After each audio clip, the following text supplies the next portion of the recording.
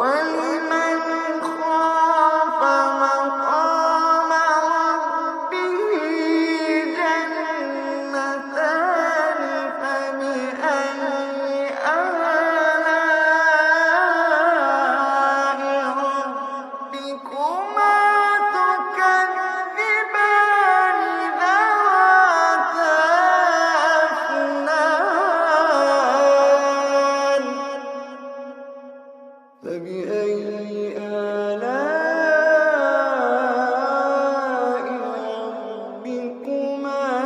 تُكَذِّبَانِ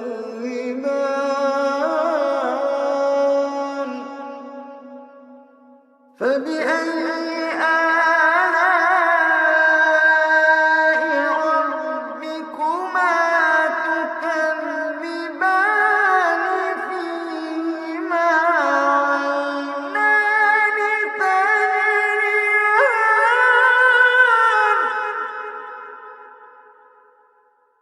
فَبِأَيِّ